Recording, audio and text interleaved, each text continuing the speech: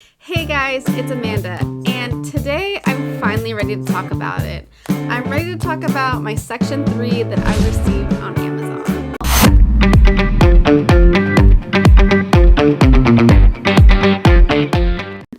Now, this wasn't a video I wanted to make, just simply because I didn't think a Section 3 would happen to me. I really kept a conservative account. I didn't make any risky buys. I went after items that didn't have those cliff dives, and so I was shocked and devastated when I did receive my Section 3.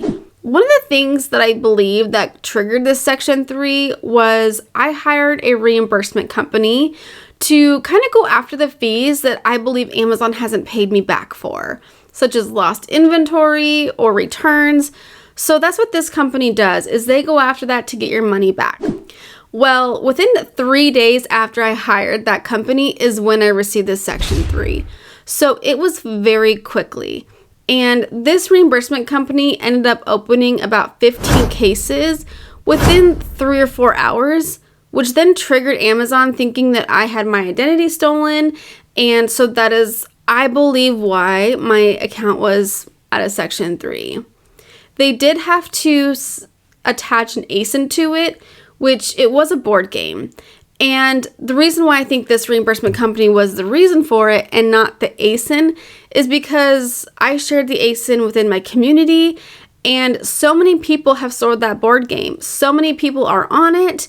There's no cliff dives. There's no anything crazy.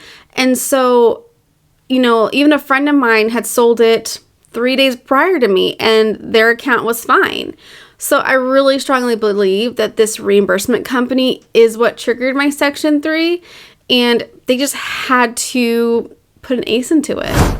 So when I received the email, I was devastated, which is crazy because I was actually on my way with my dad and husband to the dump. We were just kind of getting rid of some old furniture and just hanging out. And I was in the backseat while my dad and husband are just chit-chatting. And they have no idea that my account has been suspended. I worked so hard for the past 2 years to really build my account. I was on my way to doing over $20,000 that month, which was a huge task for me. That was a huge reward. I was so excited to finally hit that 20K, and then it's all gone. And I was just devastated.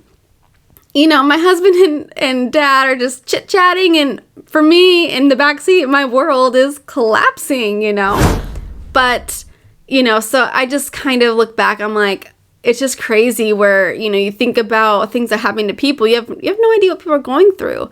But, I just was completely devastated after reading that email. In the email, it says that your funds are being withheld and that your FBA disbursements or that your FBA capabilities are disabled. So at that point in time, Amazon had over $8,000 of funds.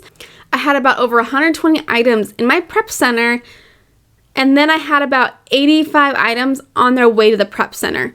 So I had over 200 items of inventory in my prep center or on the way to the prep center, plus all of my inventory in Amazon, and then obviously all my money. And during this time that my account was suspended, I was able to sell my items. I just didn't know if I'd get paid for it or not. So I was able to sell through most of my items and really kind of was so unsure whether I'd get the funds back or not. So after I received the email, it was about 5 days, I was able to do an interview.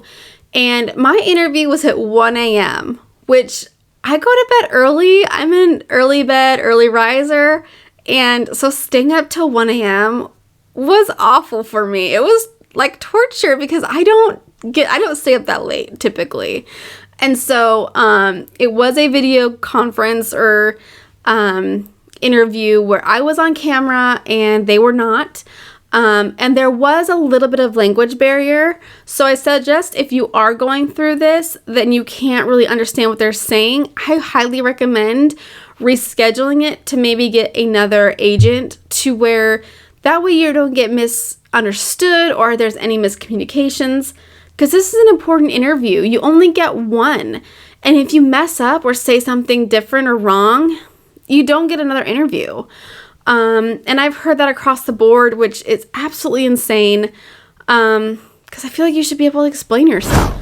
During this interview, they asked me a bunch of questions about my business, how I source. They asked me about my prep center, and they asked me who has access to my account. They were very thorough, especially with who has access to my account. I did mention my prep center because they send in items, and I did mention my virtual assistants, to which then they kind of asked more questions, like they were in the Philippines. And so luckily they were able to accept all the answers that I gave them. In regards to my prep center, they did want my prep center business agreement with them so that they knew that they were looking at each item and verifying its authenticity and making sure that they have a process to where they can tell fakes versus not, along with other documentations. So the documentation that I had to upload was my business license, my tax information. I also had to submit my banking statement that was attached to my Amazon seller account, as well as the account that I was giving payouts to. So I had 2 cards that I mainly use. I have a checking account that is deposited in my account, and I also use a credit card for my sourcing, and they wanted both of those. So they just wanted to verify that I'm sourcing. They really didn't say anything about my credit card. They just wanted to verify the address and my name on each bank statement. Okay, so after the interview, I was then able to submit those documents, and it took another 5 days before I heard a response of saying my account was activated and I was no longer in trouble with Amazon, which I was super excited about. And so I was so relieved to get my account back. So I went straight to my Amazon and I was able to do a payout, which it was roughly over $6,000, which was amazing because at this point it had been, I would say, over 2 weeks before I got a payout because I was letting my payout kind of grow a little bit more to get a bigger payout. Not anymore now. I'm doing daily payouts. And so it's been over 14 days, so 2 weeks of not having any kind of income when it came to Amazon. So I was able to pay that out, and my FBA items were able to be sent back in. So then I was able to tell my prep center, I'm like, hey, send in everything. We're good to go. You know, I know it's storage fees with them, and I just wanted to kind of send what we had. So they did a smaller shipment of about 85, 87 items into Amazon. And at this time, it was probably day 20. So it was 20 days that I have not sent in any items into FBA. So almost 3 weeks. And I have been sending in shipments every week. And so it was really crazy not to send anything in for 3 weeks. And my items have been selling during this whole time. So I went down to 29 SKUs. It was great that my items were selling, but for 3 weeks not sending in anything was really detrimental to my Amazon business. You know, like I said, I went from 20K. I was so excited. And then that next month I did 6,000 in sales. 6,000. It was heartbreaking. I hadn't done 6,000 since probably a year and a half. And so it was really hard to see that like drop so drastically. But you know, that is part of the section 3. So we sent in those 87 items on day 20, and then that shipment got lost. And I was devastated again. And so I'm like, what am I supposed to do? Like, you know, it was sent in and then it says in transit for 2 weeks now at least. Finally, at like week 3.5, maybe 4 weeks after we sent it, it was finally slowly getting checked in. I do think that because Amazon had shut my account down, I feel like they're punishing me because they're like, we're just going to take a little bit of extra time. So it was almost, at that time, 7 weeks before any items were checked in. I had 29 SKUs that were just hanging on. And again, because there's no sales within those 3-4 weeks, I was doing maybe $100 a day in sales. There were many days during this time where I had 0 sales. I counted 7 in 1 month where I had 0 sales. And that really goes to show that if you're not sending in items FBA or sending in items in at all, they won't sell and you won't grow. You won't build your business. And so that's just so eye-opening to me that you've got to send those items in, and you've really got to be diligent because it was just rough. And so now that those 87 items were checked in, they're still being checked in. It's still like week 7, and they're just kind of taking their little time. Of course they are. So now the question is, how did I get my account back? If you're solely eBay to Amazon, will they accept your eBay invoice? And the answer is no. They will not accept your invoice, and they will not accept eBay. So if you want your account back, I would not say eBay because that will not be, approved.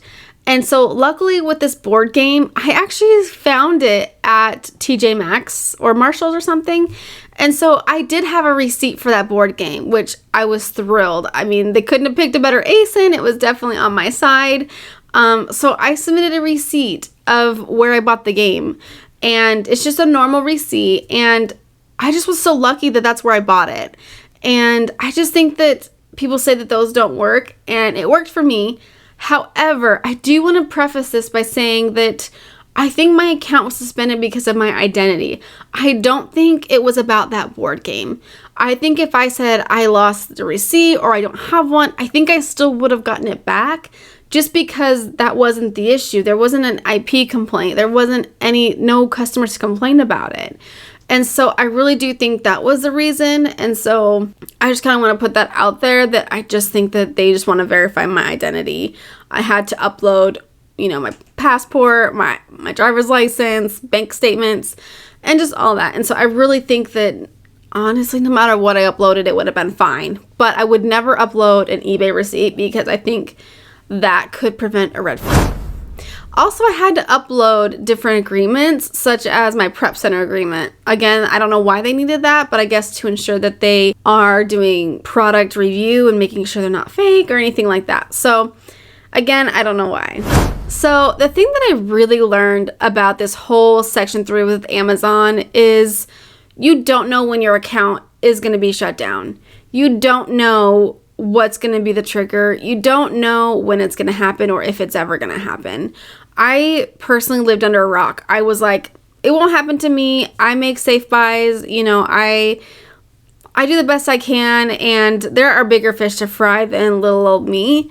But that's not the case, and it can happen to anyone, and it can happen in a blink of an eye. Like, I was so excited to grow to over 20,000 in sales, to where I went down to 6. And then again, the next month after that, which is this month, I will probably hit 7,000.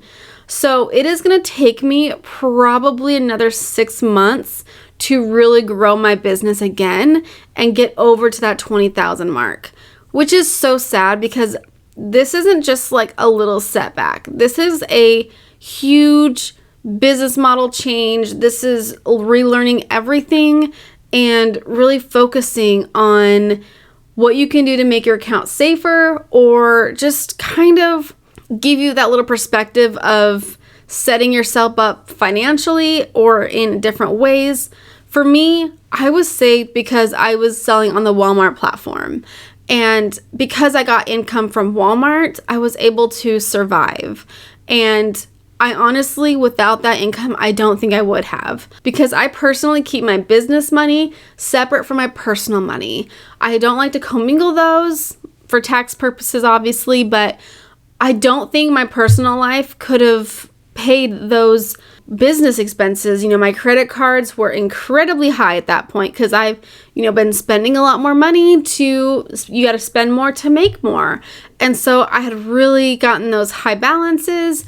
And I just was super grateful that Walmart kind of like saved me there financially, which is really why I think I'm able to still be here and be positive, is because Walmart is another stream of income for me. It's another way to diversify my business. It's a way to save me when things go awry. And hey guys, it's Amanda, and I am so excited because I just launched my Walmart course. It's called Walmart Flipping Masterclass. And in this course, I take you step by step how to apply to get on Walmart, what to do if you get denied.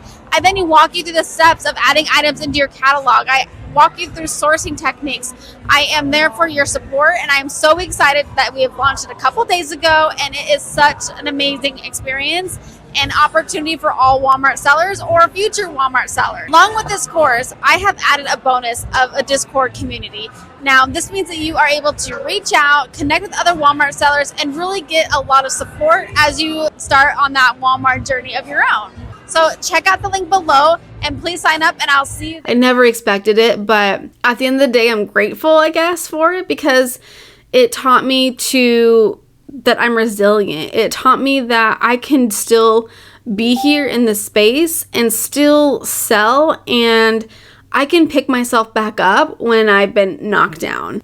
And I mean, you can ask my husband, I cried more times that week than I probably have in a year.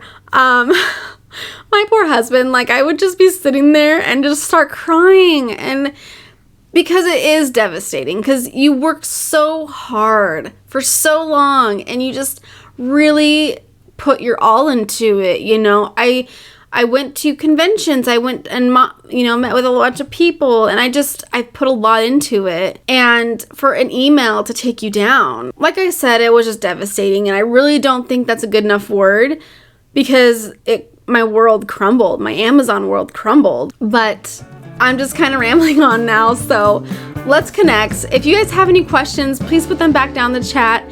And this really is your sign to get started on Walmart. So this is what my channel is about. It's more about Walmart than it is my Amazon. But I just wanted to put it out there because I know people have been kind of asking me about my account with Amazon. But my account is back. I am slowly rebuilding. I will get there again, and it's just gonna take a little bit of time, and I have the time right now. So again, please like, subscribe, follow me on this crazy journey, and let's connect.